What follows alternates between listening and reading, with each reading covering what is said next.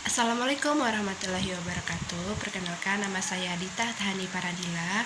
Pada hari ini saya akan membahas tentang pengetahuan tradisional dan ekspresi budaya tradisional. Nah, mereka berdua ini adalah topik penting yang berhubungan dengan kekayaan intelektual, yaitu bagaimana karya-karya tradisional yang sudah lama hidup di masyarakat agar mendapatkan perlindungan.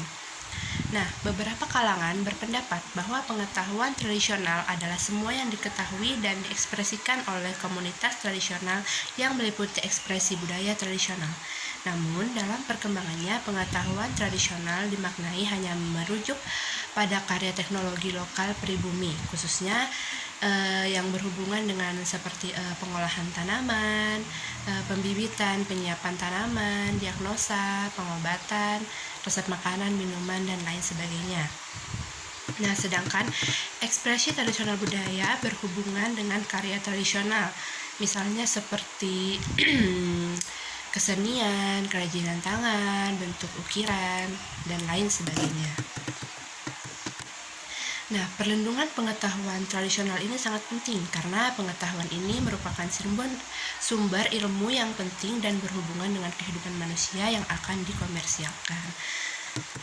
Oke, di sini saya akan lebih membahas ke perlindungan ekspresi budaya tradisional atau EBT ya.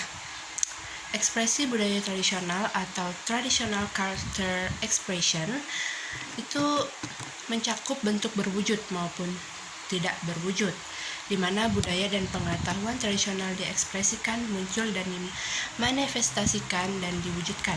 Nah, contohnya seperti yang tadi, seperti kayak lukisan, desain, ukiran, pahatan, karya dari kayu, dari besi, jahitan, tekstil, dan lain sebagainya.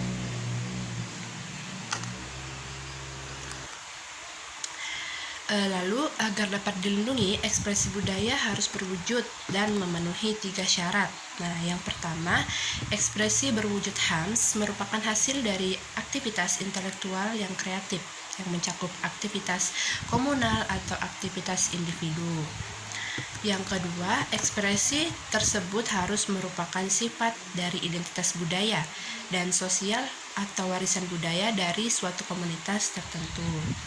Jadi, ekspresi budaya tersebut mempunyai hubungan erat dengan identitas atau warisan suatu komunitas, dan ekspresi tersebut harus HAMS atau asli, yang merupakan lambang atau atribut dari suatu komunitas. Yang ketiga, ekspresi berwujud HAMS harus dijaga, digunakan, dikembangkan oleh komunitas atau individu-individu yang mempunyai hak dan tanggung jawab untuk melakukan hal-hal tersebut sesuai dengan hukum kebiasaan dan praktik yang berlaku di komunitas. Nah, di Indonesia sendiri akan mengatur ekspresi budaya tradisional bersama dengan pengetahuan tradisional dalam bentuk peraturan khusus. Sebagaimana disebutkan di atas, telah ada draft rancangan undang-undang pengetahuan tradisional dan ekspresi budaya tradisional. Dalam pasal 1 angka 2 rancangan undang-undang ini, ekspresi budaya tradisional didefinisikan sebagai segala bentuk ekspresi baik material benda maupun imaterial atau tak benda, atau kombinasi dari keduanya, yang mewujudkan keberadaan suatu budaya dan pengetahuan tradisional yang bersifat turun-temurun.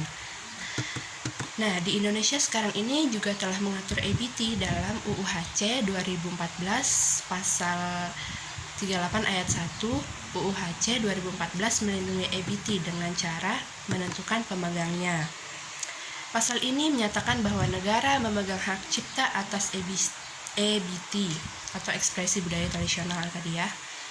Pasal 38 UU HC 2014 yang mengatur pelindungan EBT nantinya akan dijelaskan oleh suatu rancangan undang-undang khusus yang sekarang masih dalam pembuatan. Ya, kita harapkan aja semoga rancangan undang-undang ini segera selesai agar para seniman atau para pengrajin tradisional itu mendapatkan perlindungan. Oke, sampai sini dulu pembahasan kita hari ini. Kurang dan lebihnya saya mohon maaf. Assalamualaikum warahmatullahi wabarakatuh.